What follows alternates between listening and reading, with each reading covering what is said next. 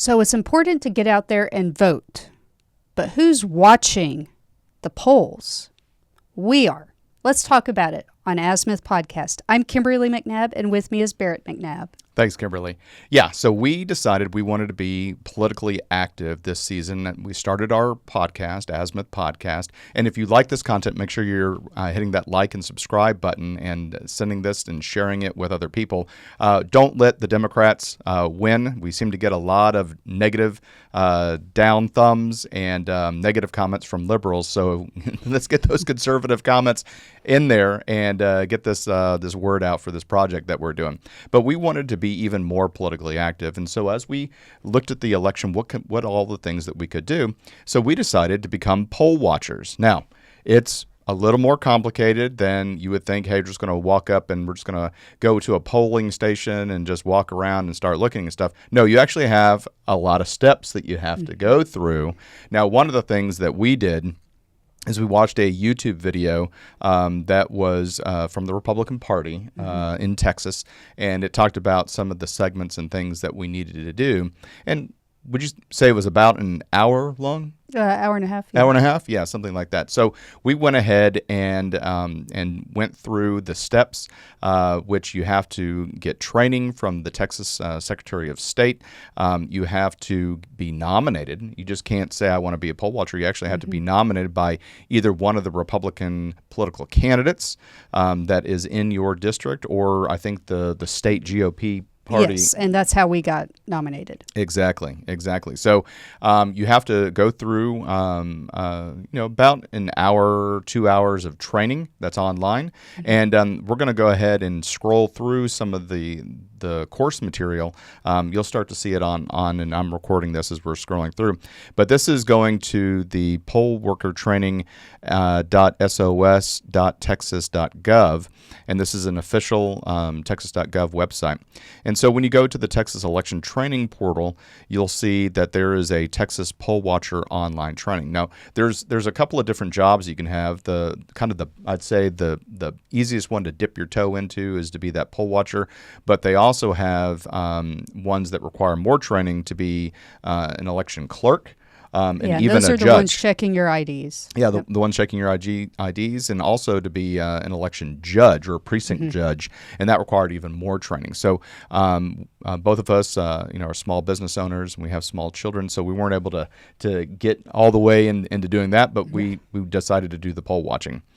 Now, if you go to the online training, you can see here that it's completed, but you get a chance to look at what the modules are and what they have. So they have an introduction module, and then they have what the qualifications are and the appointment. Because, again, you can't just say, I want to be a poll watcher. You actually have to be appointed. Yes. And the first step of this whole process is, either go, like for us, we went to the Harris County GOP website and said, hey, we want to be poll watchers. And we did this around August. Right. And then step 2, we went to the Secretary of State's online training, which Barrett's showing right now, and you have to pass this online test. Watch videos, but it's not that complicated. And there is a manual. It's about 27 pages long if you want to read all of that. It is recommended that you take a copy of it when you have your poll watching assignments. And then step 3 is take the test, which we can't show here. Now, it expires December 31st every year, and then you want to take it after September 1st. So me, I'm, always trying to be the A student. And so I go on September 1st and I'm like, okay, I'm going to take the test. And then they hadn't updated it yet. So you would definitely want to make sure it's updated before you take it. Unfortunately, Kimberly had to do it twice. But you're just super qualified now. Yeah. I mean, it was fairly easy. And step 4, you receive an email asking when you want your shift. Now, for us, that was a little interesting because Barrett got that email, and I'm looking at my screen going, I didn't get it. And so Barrett went ahead, signed up for the shifts and locations that he wanted. They make you sign up for 3 if you're doing early voting, and I think just 1 if all you want to do is election day. Election day. Yeah. So he got the locations and times and dates he wanted, and you emailed the organizer back and said, my wife volunteered too, but she didn't get the email. Can she just use this form if I forwarded it to her? And by the time you got a response back just 1 day later, that location that we wanted was not an option at all. So I did get a slightly less desirable location, but still fortunately close enough because all the other places were just unrealistic for me. And then step 5, a few weeks later, about 2 weeks later, we got the certificate of appointment. And so that's, you do have to get that. And then there's a top portion you want to sign. The bottom portion you do not want to sign until you swear your oath in front of the election judge. Some other steps we did, like Barrett mentioned, we watched the 1.5-hour video on YouTube with the Texas GOP. And then I also did an in-person additional training. It's not required, but I went ahead and did it. Yeah, that was, I did the webinar version. Actually, we both did the webinar version. You just, again, were that straight A student and did the additional training with the live interview.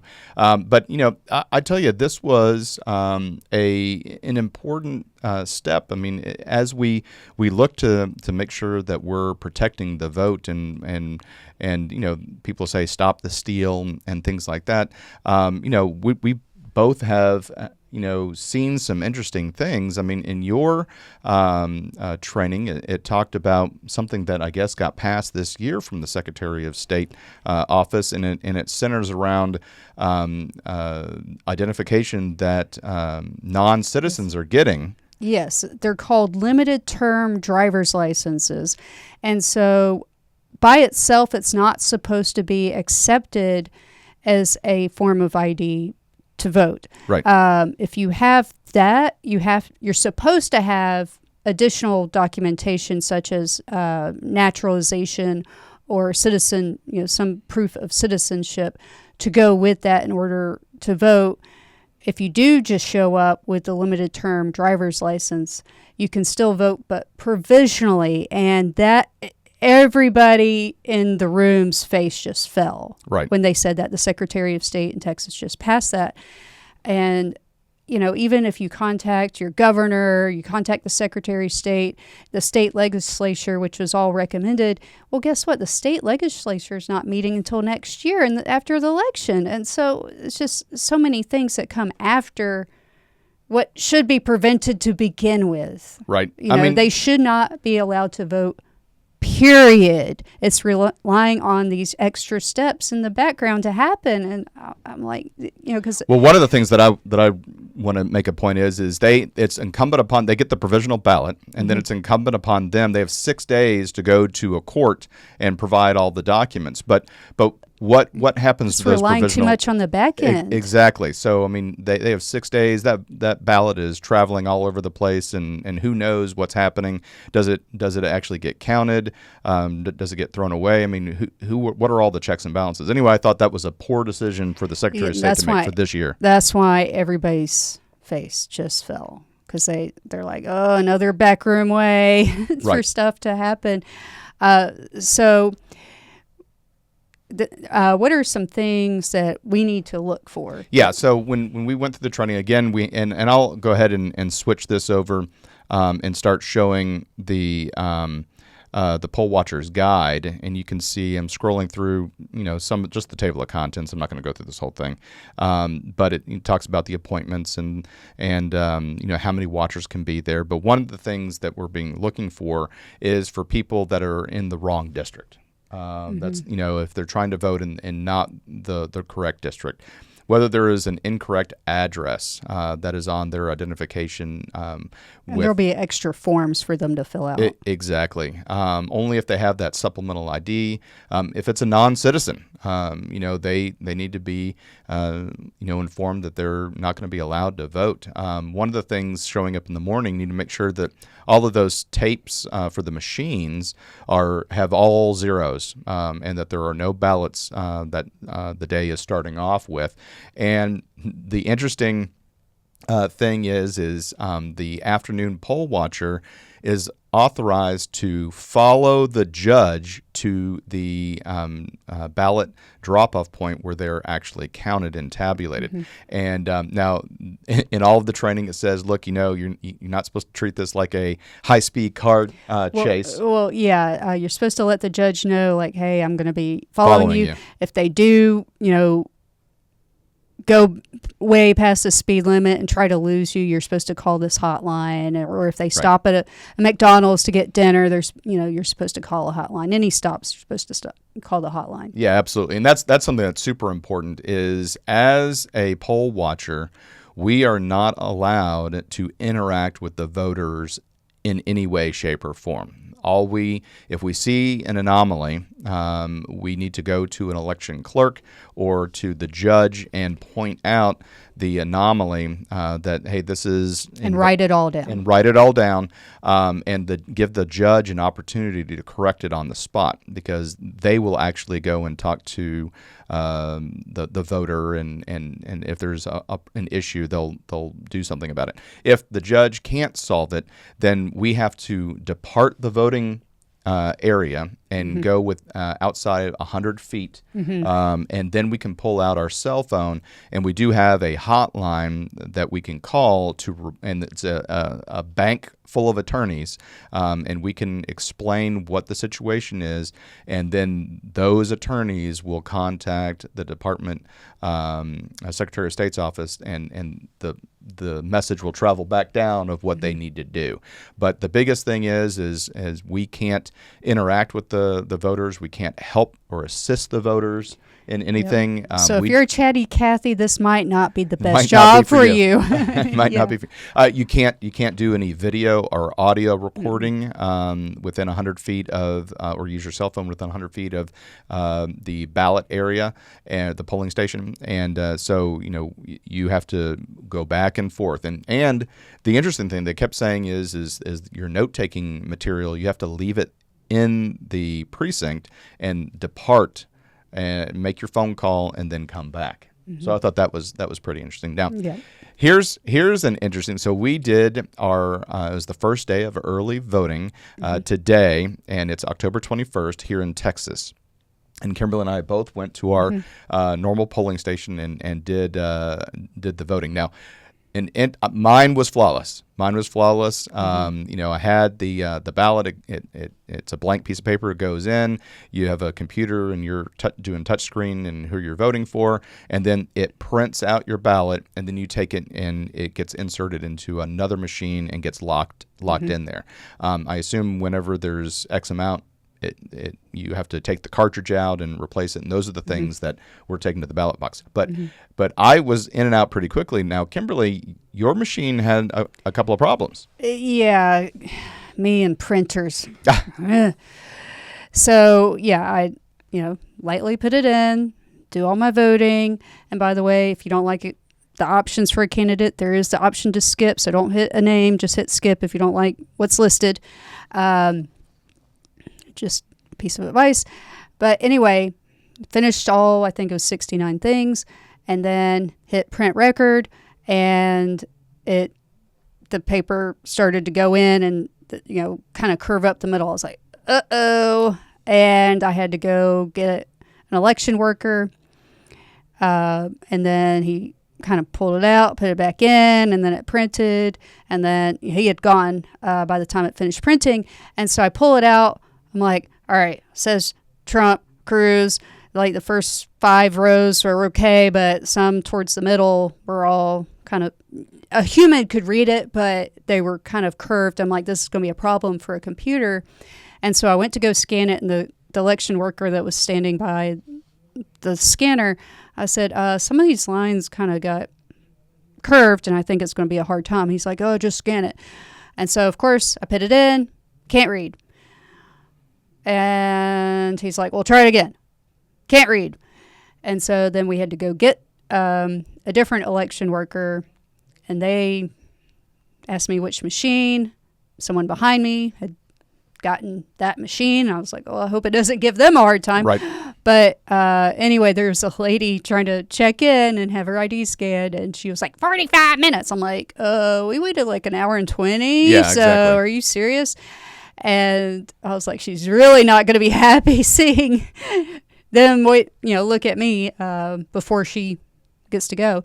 But anyway, so they had to take my ballot, get my name, phone number, address, and then give me a new ballot. And then I was like, oh, I hope it doesn't happen again, because in our material it says people get 2 times if something wrong happens. I don't know what happens after that, if you have to come back another day or whatnot. And so the election worker, took it and said, this is a spoiled ballot, and there's a special envelope or box or something they put that in. So fortunately, went through it. Nothing bad happened, but a little nervous. Yeah, I mean, because obviously I hadn't left yet, and so I saw Kimberly look like she was having some issues at her ballot machine. And so I really wanted to know kind of what was going on.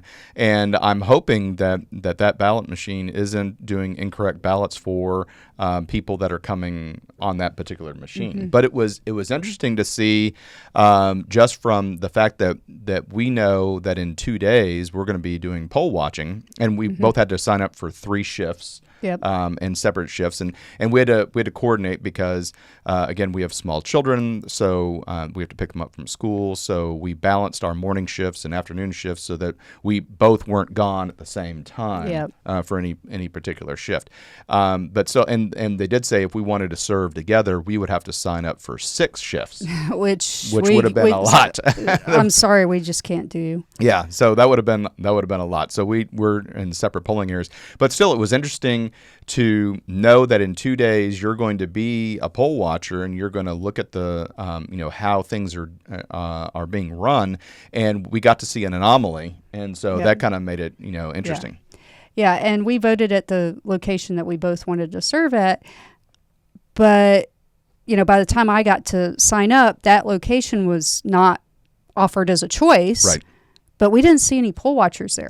That was really interesting because it's kind of one of those things when you're in the know, and so we were looking for them to see where they stand, where it would be okay to stand, and we didn't see anybody with the tag saying poll watcher, which they're supposed to have. Because everybody gets a badge, and it's just a printed badge, and it's got your name on it, and it says what your position is. And so the election worker or election clerk is what most of the badges said, and then you've got the precinct judge, and then there was an alternate judge that was there as well.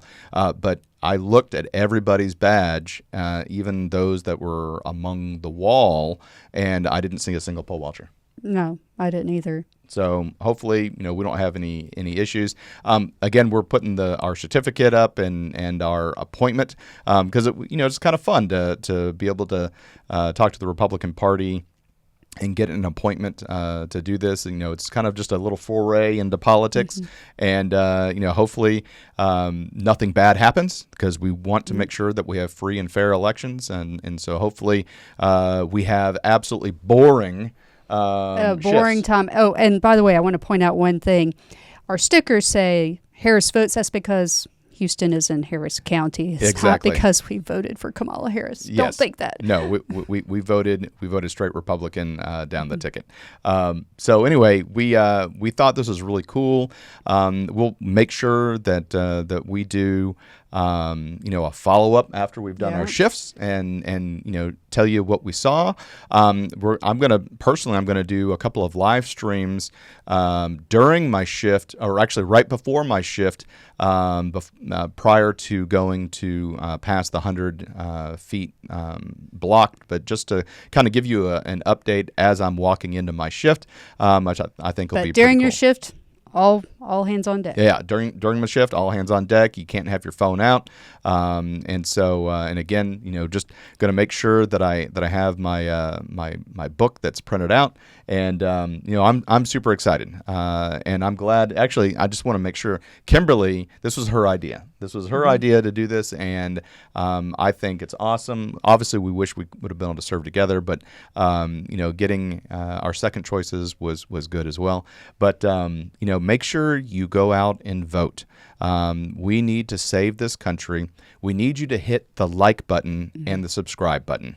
We really do, because we get a lot of hate comments from liberals, and we get a lot of thumbs down from liberals, and we need the conservatives to step up. But don't let that stop you from sending this to a lib that's going to piss off. Yeah, exactly. Say, hey, look, I know some people that are going to be doing poll watching and making sure that you guys don't have any shenanigans. All right.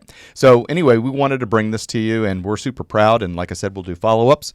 But thank you for tuning into Azimuth Podcast, and please stay tuned after these messages. Hi, everyone. Thank you for listening. If you enjoy our show with all the stories we share, we would love your support. And it's as easy as clicking that subscribe or follow button. This will ensure you never miss an episode and keeps us bringing you these important stories. Your support makes a huge difference. Thank you so much for being part of our podcast family. Thanks, and keep tuning in.